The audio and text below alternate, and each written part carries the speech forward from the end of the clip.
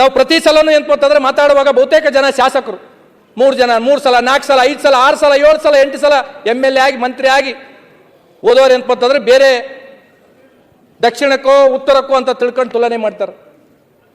ನೀವಿರಕಲ್ಕೆ ಏನು ಮಾಡಿದ್ರಿ? ನಾನು ಎಲ್ಲ ಪಕ್ಷದವ್ರಿಗೆ ಕೇಳ್ತೀನಿ ಅಧ್ಯಕ್ಷರು. ಇವತ್ತು ನಾವು ಪ್ರತಿ ಸಲ ಇಲ್ಲಿ ಚರ್ಚೆ ಮಾಡುವಾಗ ಮೈಸೂರು ರಾಜರು ಮಾಡಿದ್ರು, ದಕ್ಷಿಣಕ್ಕೆ ಹಂಗಾಯ್ತು, ದಕ್ಷಿಣಕ್ಕೆ PHC ಹಂಗಿದೆ, ದಕ್ಷಿಣಕ್ಕೆ ಶಾಲೆಗಳು ಹಂಗಿದೆ, ದಕ್ಷಿಣಕ್ಕೆ ಅಂತಂದ್ರೆ ಫ್ಯಾಕ್ಟ್ರಿಗಳಿದೆ, IT ಇದೆ. ಮತ್ತು 40-50 ವರ್ಷದಿಂದ ಎಲ್ಲ ಪಕ್ಷದವರು ಇಲ್ಲಿಂದ ಮುಖ್ಯಮಂತ್ರಿಗಳು ಆದ್ರಿ, ಉಪಮುಖ್ಯಮಂತ್ರಿಗಳು ಆದ್ರಿ, ಹಳ್ಳಿಲಿಂದ ಡೆಲ್ಲಿ ತರ ಹೋದ್ರಿ, 6 7 7 8 ಸಲ ಅಂತಂದ್ರೆ ಮಂತ್ರಿಗಳಾದವರು ಇವತ್ತು ಅಂತಂದ್ರೆ ಇಲ್ಲಿ ನಮ್ಮಂತವ್ರು ಮುಂದೆ ನಿಂತು ಅಂತಂದ್ರೆ ನೀವು ಕಾಗದ ಪತ್ರಗಳು ಇಟ್ಕೊಂಡು ಭಾಷಣ ಮಾಡ್ತೀರಿ ಅಂದ್ರೆ ನಾವೇನ್ ಮಾಡ್ಬೇಕೀಗ? ಇದು ನಮಗೆ ನಾಚಿಕೆ ಬರ್ತಕ್ಕಂಥದ್ದು ಅಧ್ಯಕ್ಷರೇ. ನಾವು ಪ್ರತಿ ಸಲನೂ ಏನಂತಂದ್ರೆ ಬೇರೆಯವರಿಗೆ ತುಲನೆ ಮಾಡೋದಲ್ಲ, ನಮ್ಮ ಭಾಗಕ್ಕೆ ಅಭಿವೃದ್ಧಿ ಮಾಡ್ತಕ್ಕಂಥ ಜವಾಬ್ದಾರಿ ಹೊತ್ತಕ್ಕಂಥವ್ರು ನೀವು ಮಾಡದೇ ಇರ್ತಕ್ಕಂಥದ್ದೇ ಇವತ್ತು ಜನ ನಮ್ಮನ್ನು ಕ್ಯಾಕರಿಸಿ ಹುಡುಕ್ತಾ ಇದ್ದಾರೆ ಇವತ್ತು ಪ್ರತಿ ಸಲ. ಅಧ್ಯಕ್ಷರೇ, ಈಗ ನಾನು ಒಂದನ್ನ ಸೌದಿ ಅಣ್ಣವ್ರದ್ದು ನಾನೊಂದು ಪ್ರಸ್ತಾಪ ಮಾಡ್ಬೇಕು. 3 ವರ್ಷ ಆಯ್ತು ಅವ್ರ ಭಾಷಣ ಕೇಳ್ತಾ ಇದ್ದೆ. 3 ವರ್ಷದಿಂದನೇ ಅಂತವ್ರು ಅದು ಕಾಟದ್ದು ಹೇಳ್ತಾರೆ. ಈ ಸಲ ಅದು ಇದು ಹೇಳಿಲ್ಲ, ಕಬ್ಬು ದಾಟದ ಒಂದು ಬ್ರಿಡ್ಜ್ ಹೇಳಿಲ್ಲ, 2 ವರ್ಷ ಹೇಳಿದ್ರಿ ಜಮಖಂಡಿ ತಾಲೂಕದ. ಸರ್ ಅನೇಕ ಸಲ ನಾನು ರಾಯರೆಡ್ಡಿ ಅವ್ರದ್ದು ಕಳೆದ ಸಲ ಭಾಷಣ ಮಾಡಿರ್ತಕ್ಕಂಥ ಪಾಯಿಂಟ್ ಬರ್ಕೊಂಡಿದ್ದೀನಿ ಸರ್. ಈ ಸಲ ಸರ್ ಅವ್ರು ಹಿರಿಯರು ಏನ್ಪತ್ತವ್ರು ಈ ರೀತಿ ಮಾಡಿದ್ರೆ ನಾವೇನ್ ಮಾಡ್ಬೇಕಂತ ಕಳೆದ ಸಲ ಏನೇನು ರಾಯರೆಡ್ಡಿ ಅವ್ರು ಮಾತಾಡಿದ್ದಾರೆ ಸರ್, ಈ ಸಲ ಅದೇ ಸೇಮ್ ಹೇಳಿದ್ದಾರೆ ಸರ್. ನೀವು 6 ಸಲ ಈ ಕಡೆ ಇದ್ದವ್ರು ಈ ಕಡೆ ಇದ್ದಾರೆ, ಯಾವ್ದು ಪಾರ್ಟಿಗೆ ಹೇಳಂಗಿಲ್ಲ ಸರ್. ಸರ್ ನೀವು 7 7 8 ಸಲ MLA ಆಗಿಗಳು ನೀವೇ ಬಂದು ಏನಪ್ಪ ಈ ರೀತಿ ಪ್ರಶ್ನೆ ಕೇಳಿದ್ರೆ ನಾವು ಒಂದ್ಸಲ ಆದ್ರೆ ನಾವೇನ್ ಮಾಡ್ಬೇಕೀಗ? ನಾವ್ ಯಾರಿಗೂ ಕೇಳಬೇಕು? ಅದಕ್ಕೆ ಅಧ್ಯಕ್ಷರೇ, ಒಂದು ಏನಪ್ಪಂದ್ರೆ ನಾವು ಆಯ್ಕೆ ಮಾಡಿ ಕಳಿಸಿರ್ತಕ್ಕಂಥ ಜನರ ಬದಲಾವಣೆ ಆಗ್ಬೇಕಿಲ್ಲ, ನಾವ ಬದಲಾವಣೆ ಆಗ್ಬೇಕಾಗ್ತದೆ. ನಮ್ಮ ಜನ ನಂಗೆ ಇದ್ದಾರೆ, ಯಾರು ಕೆಲಸ ಮಾಡ್ತಾರೆ ಅವ್ರಿಗೆ ಮಾಡಂಗಿಲ್ಲ. ಯಾವನೊಬ್ಬ ಜಾತಿ ಅಂತ ತಿಳ್ಕೊಂಡು ಬಂದು ಹೇಳ್ತಾನೆ, ಯಾವನೊಬ್ಬ ದುಡ್ಡು ಅಂತ ತಿಳ್ಕೊಂಡು ಬಂದು ಹೇಳ್ತಾನೆ, ಎಲೆಕ್ಷನ್ ಬಂದು ಡೋಂಗಿತನ ಮಾಡ್ತಾರ ಅಂತವ್ರಿಗೆ ಓಟ್ ಹಾಕಿದ್ರೆ ಇಂದ ಬಾಯಿಗೆ ಬಂದಾಗ ನಮ್ ಬೈಬಿಡ್ತಾರೆ. ಇದು ನಮ್ಮ ಪರಿಸ್ಥಿತಿ ಅಧ್ಯಕ್ಷ. ಒಂದನ್ನ ಉದಾಹರಣೆನ ನಾನು ಕೊಡ್ಬೇಕಾಗುತ್ತೆ ಅಧ್ಯಕ್ಷರೇ. ಒಂದು ತಾಯಿ ಮಗುವಿಗೆ ಅಂತಂದ್ರೆ ಪಿಕ್ನಿಕ್ ಕಳಿಸ್ತಾಳೆ ಅಧ್ಯಕ್ಷರೇ, ಬಹಳ ನೋವಿನಿಂದ ಹೇಳ್ಬೇಕಾಗ್ತದೆ ಅಧ್ಯಕ್ಷರೇ. ಒಂದು ತಾಯಿ ಮಗುವಿಗೆ ಪಿಕ್ನಿಕ್ ಕಳಿಸಿದಾಗ ಹೊಸ ಬಟ್ಟೆ ಹಾಕ್ತಾಳ, ಬೂಟ್ ಹಾಕ್ತಾಳ, ಟೈ ಹಾಕ್ತಾಳ, ಚಂದ ಪೌಡರ್ ಹಚ್ಚಿ ಅಂತಂದ್ರೆ ನೋಡಪ್ಪ ನಿನಗೂ ಚಲೋ ಟಿಫಿನ್ ಬುತ್ತಿ ಕಟ್ಟಿದ್ದೀನಿ. ಶಿವಣ್ಣ ಒಂದು ನಿಮಿಷ ಕೇಳ್ರಣ, ಶಿವರಾಜಣ್ಣ ಒಂದು ನಿಮಿಷ. ಪಿಕ್ನಿಕ್ ಅಂತಂದ್ರೆ ಹೋದಾಗ ತಾಯಿ ಹೇಳ್ತಾಳೆ, ನೋಡಪ್ಪ ನೀನು ಹೆಂಗ್ ಕಳಿಸಿನಿ, ನೀನು ಟಿಫನ್ ತಿನ್ಬೇಕು, ಇನ್ನೊಬ್ರು ಯಾರ್ದು ಕೆಡಿಸ್ಬೇಡ, ಯಾರ ಸಂಗಟ ಜಗಳಾಡ್ಬೇಡ, ನೀನು ಹೆಂಗ್ ಹೋಗಿದ್ದು ಹಂಗೆ ಬಂದ್ರೆ ಮುಂದಿನ ಸಲ ನೀನು ಪಿಕ್ನಿಕ್ ಕಳಿಸ್ತೀನಿ, ಇಲ್ಲ ಅಂತಂದ್ರೆ ಕಳ್ಸಂಗಿಲ್ಲ ಅಂತ ತಿಳ್ಕೊಂಡು ಹೇಳಿ ಕಳಿಸ್ತಾರ. ಹಂಗ ಏನಪ್ಪಂತಂದ್ರೆ ತಾಯಿ ಎಂಬ ಮತದಾರರು 5 ವರ್ಷ ನಮ್ಮನ್ನು ಪಿಕ್ನಿಕ್ ಕಳಿಸ್ತಾರೆ ಅಧ್ಯಕ್ಷರೇ.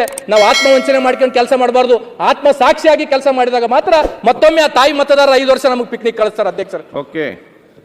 ಇವತ್ತು ಇರಿಗೇಷನ್ ಬಗ್ಗೆ ಏನಪ್ಪಂತಂದ್ರೆ ಹೇಳ್ತಾರೆ ಅಧ್ಯಕ್ಷರೇ. ಇವತ್ತು ಕೃಷ್ಣ ಪ್ರಾಜೆಕ್ಟ್ ನ ಮಾನ್ಯ ಮುಖ್ಯಮಂತ್ರಿಗಳು ಹೇಳಿದ್ರು, ಅದನ್ನ 2 ವರ್ಷದಾಗ ಮುಗಿಸ್ತಾರೋ ಎಷ್ಟು ವರ್ಷದಾಗ ಮುಗಿಸ್ತಾರೋ ಅದನ್ನ ಏನಪ್ಪಂದ್ರೆ ಕೊನೆಯ ಅವರ ಉತ್ತರದಲ್ಲಿ ಹೇಳ್ಬೇಕಾಗುತ್ತೆ. ಇವತ್ತು ತುಂಗಾಭದ್ರಾ ಗೇಟಿಂದ ಸಮಸ್ಯೆ ಆಗಿದೆ ಅಧ್ಯಕ್ಷರೇ. ನಾನು ಒಂದನ್ನೇ ಹೇಳ್ಬೇಕಾಗುತ್ತೆ, ಇವತ್ತು ತುಂಗಾಭದ್ರದ ಗೇಟ್ಗಳಿಗೆ 1 ವರ್ಷದ್ದು ಬೆಳೆ ಇಲ್ಲಾರ್ದಂಗೆ ಮಾಡಿರಲ್ಲ, ಬೇರೆ ಭಾಗಕ್ಕಾದ್ರೆ ರೈತರು ಸುಮ್ಮನೆ ಇರ್ತಿದ್ರೇನು? ಇವತ್ತು ಭೀಮಾ ರಿವರ್ ಬಚಾವೋ ಆಯೋಗದ ಇವತ್ತು ಕಳೆದ ಸಲ ಏನಪ್ಪಂತಂದ್ರೆ ಉಪಮುಖ್ಯಮಂತ್ರಿಗಳು ಹೇಳಿದ್ರು, ಒಂದು ಕಮಿಟಿ ಮಾಡ್ತೀವಿ, ನೀರ್ ಪೋಲ್ ಹಾಕೋದಕ್ಕ ಏನ್ ಮಾಡ್ಬೇಕಂತ ತಿಳ್ಕೊಂಡು ಹೇಳಿದ್ರು. ಇವತ್ತಿಗೆ ಒಂದು ಕಮಿಟಿ ಮಾಡಕ್ ಆಗ್ಲಿಲ್ಲ. ಇವತ್ತು ನಂಬಲ್ಲಿ ಅಧ್ಯಕ್ಷರೇ ಇಂದ ನಿಜಾಮರು ಯಾವುದೋ ಬ್ರಿಟಿಷರ್ ಕಾಲದಾಗ ಕಟ್ಟಿರ್ತಕ್ಕಂಥ ಅತಿಕುಣಿ ಮತ್ತು ಸೌದಾಗರ ಡ್ಯಾಮ್ ಅಂತ ತಿಳ್ಕೊಂಡಿದೆ, ನೀರಿದೆ ಕಾಲುವೆಗಳಿಗೆ ಅಂತಂದ್ರೆ. ನಾನು ಅನೇಕ ಸಲ ಉಪಮುಖ್ಯಮಂತ್ರಿಗಳಿಗೆ ಭೇಟಿಯಾಗಿ ಅಂತವ್ರು ಮನವಿ ಮಾಡಿದ್ವಿ. ಯಾವಾಗಲೂ ಭೇಟಿ ಆದಾಗೆಲ್ಲ ಉಪಮುಖ್ಯಮಂತ್ರಿಗಳು ನನ್ನ ಜೊತೆ ಬಹಳ ಚಂದ ಮಾತಾಡಿ ಮೋಟಿವೇಟೆಡ್ ಸ್ಪೀಚ್ ಮಾಡ್ತಾರೆ. ಇವತ್ತಿಗೂ ನನಗೆ 1 ರೂಪಾಯಿ ಕೊಡ್ಲಿಲ್ಲ. ಆಯ್ತು, ಬೇಗ ಫಿನಿಶ್ ಮಾಡಿ ಕಂದಕೂರ್. ಅಧ್ಯಕ್ಷರೇ, ಒಂದನ್ನ ಮಾನ್ಯ ಮುಖ್ಯಮಂತ್ರಿಗಳು ಇಲ್ಲಿದ್ದಾರೆ, ನಾನು ಮನವಿ ಮಾಡಬೇಕಾಗುತ್ತೆ ಸರ್. ನಮ್ಮಲ್ಲಿ ಕುಡಿಯೋ ನೀರಿಗೆ ಇಷ್ಟು ಸಮಸ್ಯೆ ಆಗ್ಬಿಟ್ಟಿದೆ ಅಂದ್ರೆ ಸರ್, ನಾವು 2.5 ವರ್ಷ ಆಯ್ತು ಸರ್. 2.5 ವರ್ಷ ಆದ್ಮೇಲೆ ಇವತ್ತಿಗೂ ನಮ್ಮ ಬರೀ ನನ್ನ ಕ್ಷೇತ್ರದಲ್ಲಿ RO ಪ್ಲಾಂಟ್ ರಿಪೇರಿಗೆ 4 ಕೋಟಿ ರೂಪಾಯಿ ಬೇಕು ಸರ್. ಇವತ್ತಿಗೂ ಒಂದು ಬೋರ್ವೆಲ್ ಕೊಡ್ಸಕ್ಕಾಗಿಲ್ಲ. ಪ್ರತಿ ಅಧಿವೇಶನದಾಗ ನಾನು ಹೇಳ್ತಾ ಇದ್ದೀನಿ, ಒಂದೇ ಒಂದು ಬೋರ್ವೆಲ್ ಕೊಡಿಸಿಲ್ಲ. ಹಿಂದೆ ಕೊಡಿಸಿರ್ತಕ್ಕಂಥ ಬೋರ್ವೆಲ್ 90 ಲಕ್ಷ ರೂಪಾಯಿಗೆ ಸೆಕ್ರೆಟರಿಯಿಂದ CS ತರ ನಾನು ಲೆಟರ್ ಹಾಕಿ ನನ್ನ ಒಂದು ಬುಕ್ ಲೆಟರ್ ಪ್ಯಾಡ್ ಹೋಯ್ತು. ಇವತ್ತಿನ ನಾನು 90 ಲಕ್ಷ ರೂಪಾಯಿ ಬೋರ್ವೆಲ್ ಹಾಕಿರ್ತಕ್ಕಂಥದ್ದು ಬಿಲ್ ಆಗಿಲ್ಲ. ಇವತ್ತು ನಮ್ಗೆ ಜನ ಬಂದ ಬೇಸಿಕ್ ಕಾಲದಾಗ ನೀರು ಕೇಳ್ತಾರೆ, ಎಲ್ಲಿಂದ ಕೊಡಬೇಕು? ಊರಿಗೆ RO ಪ್ಲಾಂಟ್ ಕೇಳ್ತಾರೆ. ಇವತ್ತಿಗೆ 1 ರೂಪಾಯಿ ನಮ್ಗೆ ಅಂತ ದುಡ್ಡು ಕೊಟ್ಟಿಲ್ಲ. ಇವತ್ತು ಜಲಧಾರೆ ಅಂತ ತಿಳ್ಕೊಂಡು ಕಳಿಸಲ್ಲ ಅಧ್ಯಕ್ಷರೇ. ನಾನು ಒಂದು ಕ್ವಶನ್ ಮಾಡಿದ್ದೆ, ಮೊನ್ನೆ ಗೃಹ ಸಚಿವರು ಅಂತಂದ್ರೆ ಉತ್ತರ ಕೊಟ್ಟರು. ಜಲಧಾರೆ ಅಂತ ತಿಳ್ಕೊಂಡು 2,000 ಕೋಟಿ ರೂಪಾಯಿ ಸ್ಕೀಮ್ ನಡೆದಿದೆ ಅಧ್ಯಕ್ಷರೇ. ಅದ್ರದ್ದು ಎಸ್ಟಿಮೇಟ್ ಹೆಂಗ್ ಮಾಡಿದ್ದಾರೆ ಅಧ್ಯಕ್ಷರ ಅಂತಂದ್ರೆ, ಗ್ರಾಮೋತ್ಥಾನ ಪೈಪ್ಲೈನ್ ತರ್ತಾರ, ಗ್ರಾಮದಿಂದ OHD ಹೋಗೋದಕ್ಕೆ ಎಸ್ಟಿಮೇಟ್ ಮಾಡಿಲ್ಲ ಅಧ್ಯಕ್ಷರು. 2,000 ಕೋಟಿ ಪ್ರಾಜೆಕ್ಟ್ ನಮ್ಮ ಭಾಗಕ್ಕೆ ಬರದೇ ಅಪರೂಪ. ಇಂಥ ಪ್ರಾಜೆಕ್ಟ್ಗಳನ್ನ ಅಂತಂದ್ರೆ ಸರ್ಕಾರ ಯಾವ ರೀತಿ ನೋಡುತ್ತೆ? ಇದ್ರ ಬಗ್ಗೆ ಏನಾದ್ರು ಗಮನ ಹರಿಸಬೇಕು. ಮನೆ ಗೃಹ ಮಂತ್ರಿಗಳು ಇಲ್ಲೇ ಇದ್ದಾರೆ, ಕಳೆದ ಸಲ ಅವರೇ ಉತ್ತರ ಕೊಟ್ಟಿದ್ರು. ನಾನು ಕಂಕ್ಲೂಡ್ ಮಾಡಿ. ಹಾಗಾಗಿ ಅಧ್ಯಕ್ಷರಿಗೆ ಏನಾಗಿದೆ ಅಧ್ಯಕ್ಷರೇ, ಜಿಲ್ಲಾ ಪಂಚಾಯತಿ ತಾಲೂಕು ಪಂಚಾಯತಿ ಅನ್ಟೈಡ್ ಫಂಡ್ ಅಂತ ಬರುತ್ತೆ. ನಾವು ಅದರಲ್ಲಿ 4 ಲಕ್ಷ 5 ಲಕ್ಷ ರೂಪಾಯಿ ಒಂದೊಂದು RO ಪ್ಲಾಂಟ್ಗಳು ಕೊಟ್ರೆ CS ಅವರು ಏನಂತಾರೆ ನಮಗೆ ರಿಜೆಕ್ಟ್ ಮಾಡಿ ಕಳಿಸ್ತಾ ಇದ್ದಾರೆ. ಇಲ್ಲ ನಾವು RO ಪ್ಲಾಂಟ್ಗಳನ್ನ ಕೊಡಕ್ಕಾಗಿಲ್ಲ. ಮತ್ತೆ RO ಪ್ಲಾಂಟ್ಗಳಿಗೆ ದುಡ್ಡು ಯಾರು ಕೊಡ್ಬೇಕು ಅಧ್ಯಕ್ಷರೇ? ಜಿಲ್ಲಾ ಪಂಚಾಯತ್ ಅವ್ರು ದುಡ್ಡು ಕೊಡೋಲ್ರು, RWS ದವ್ರು ದುಡ್ಡು ಕೊಡೋಲ್ರು.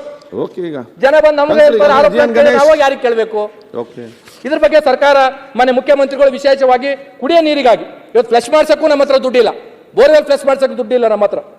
ಹಾಗಾಗಿ ದಯಮಾಡಿ ಇದ್ರ ಬಗ್ಗೆ ಮುಖ್ಯಮಂತ್ರಿಗಳು ಸ್ವಲ್ಪ ವಿಶೇಷ ಕಾಳಜಿನ ಏನಪ್ಪಂತಂದ್ರೆ ವಹಿಸ್ಬೇಕಂತ ತಿಳ್ಕೊಂಡು ಏನಪ್ಪಂದ್ರೆ ಕೇಳಬೇಕಾಗಿತ್ತು. ಅಧ್ಯಕ್ಷರೇ, ಒಂದು ಕ್ರಾಪ್ ಲಾಸ್ ಇಂದು ಒಂದು ಹೇಳ್ಬೇಕಾಗಿತ್ತು ಅಧ್ಯಕ್ಷರೇ. Fast. ನಮ್ಮಲ್ಲಿ ಏನಾಗಿದೆ ಅಧ್ಯಕ್ಷರೇ, ನಾವೇ ಕೂತಿ ಏನಪ್ಪಂತಂದ್ರೆ ಕ್ರಾಪ್ ಲಾಸ್ಗಳಾದಾಗ ಹೋದಾಗ ಯಾವ ಅಧಿಕಾರಿಗಳು ಸಹ ಫೀಲ್ಡಿಗೆ ಹೋಗಲಿಲ್ಲ. ಮಾನ್ಯ ರೆವಿನ್ಯೂ ಮಿನಿಸ್ಟರ್ ಇಲ್ಲೇ ಇದ್ದಾರೆ.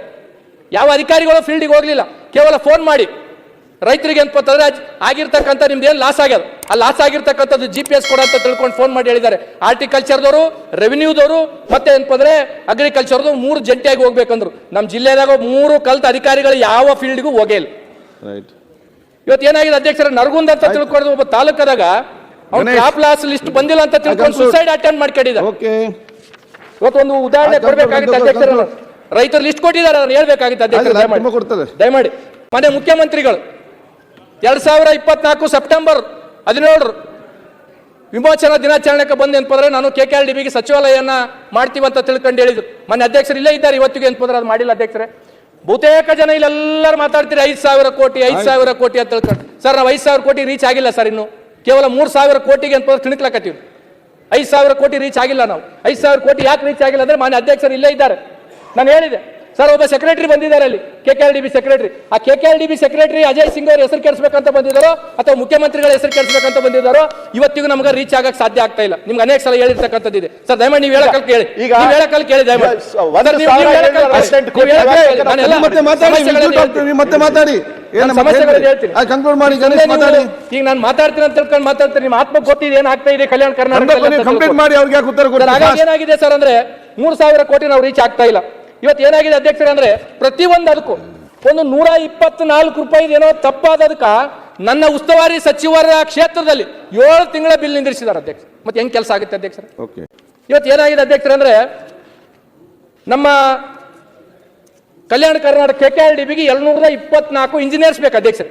ಸರ್ಕಾರ ಕೇವಲ 22 ಕೊಟ್ಟಿದೆ. ನಮಗೆ ಮ್ಯಾನ್ ಪವರ್ ಇಲ್ಲ, ಮನಿ ಪವರ್ 5,000 ಕೋಟಿ ಕೊಟ್ಟಿದ್ದಾರೆ. ಈ ಭಾಗದ ಜನ BR ಪಾಟೀಲ್ ಅವರು ಬಹಳ ಡಿಸಪಾಯಿಂಟೆಡ್ ಆಗಿ ಹೇಳಿದ್ರು. ನಮ್ಗೆ ಇವತ್ತಿಗೂ 3,000 ಕೋಟಿ ರೀಚ್ ಆಗಲಾರದಕ್ಕೆ ಕಾರಣ ಅಧಿಕಾರಿಗಳು, ಯಾರು ಜನಪ್ರತಿನಿಧಿಗಳಲ್ಲ. ಇದನ್ನ ದಯಮಾಡಿ ಅಧ್ಯಕ್ಷರೇ ಅಂತಂದ್ರೆ ನಿಮಗೆ ಕೆಟ್ಟ ಹೆಸರು ತರಕ್ಕೆ ಕೂತಿರ್ತಕ್ಕಂಥದ್ದಿದೆ, ಅದ್ರ ಬಗ್ಗೆ ಸ್ವಲ್ಪ ಹೆಚ್ಚು ಗಮನ ಹರಿಸಬೇಕಾಗ್ತದೆ. ಇವತ್ತು ಕಲ್ಯಾಣ ಕರ್ನಾಟಕದಿಂದ ಆಯ್ಕೆ ಆಗಿರ್ತಕ್ಕಂಥ ಗೌರ್ಮೆಂಟ್ ಸರ್ವೆಂಟ್ದವರು ಕಣ್ಣೀರು ಇಡ್ತಾ ಇದ್ದಾರೆ. ಇವತ್ತು ಬೇರೆ ಕಲ್ಯಾಣ ಕರ್ನಾಟಕದಿಂದ ಬಿಟ್ಟು ಬೇರೆ ಆಯ್ಕೆ ಆದವ್ರಿಗೆ ಎಲ್ಲರಿಗೂ ಪ್ರಮೋಷನ್ ಸಿಗ್ತಾ ಇದೆ. ದಯಮಾಡಿ ನಾನು ಮುಖ್ಯಮಂತ್ರಿಗಳಿಗೆ ಮನವಿ ಮಾಡ್ತಕ್ಕಂಥದ್ದು ಇಷ್ಟೇ, ಕಲ್ಯಾಣ ಕರ್ನಾಟಕದಲ್ಲಿ ಸರ್ಕಾರಿ ನೌಕರಿಗಳು ಯಾರ್ಯಾರು ಆಯ್ಕೆ ಆಗಿದ್ದಾರೆ ಅವ್ರಿಗೂ ಸಹ ಏನಂದ್ರೆ ಬೇರೆ ಕಡೆ ಕೊಡ್ತಕ್ಕಂಥ ಜ್ಯೇಷ್ಠತೆಯನ್ನ ನಮ್ಮ ಕಲ್ಯಾಣ ಕರ್ನಾಟಕದಲ್ಲಿ ಕೊಡಬೇಕಂತ ತಿಳ್ಕೊಂಡು ನಾನು ಮನವಿ ಮಾಡಬೇಕಾಗ್ತದೆ. ಇವತ್ತು ನಮ್ಮ ಕೊಪ್ಪಳದಾಗಿರ್ತಕ್ಕಂಥ ಅಜ್ಜೋರು ಏನಂತಂದ್ರೆ ಬೀದಿಗೆ ಬಂದು ಇದ್ರು, ಕಣ್ಣೀರಿಟ್ಟರು ಅಧ್ಯಕ್ಷರು.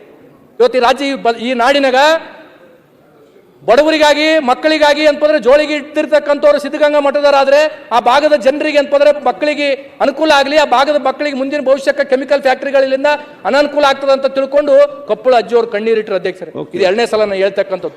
ಈ ಸರ್ಕಾರದ ಧೋರಣೆಗಳಿಂದ ಏನಂತಂದ್ರೆ ಅಜ್ಜಿಯವರು ಹೊರಗೆ ಬರಲಾರ್ದಂಗೆ ಆಗಿದೆ.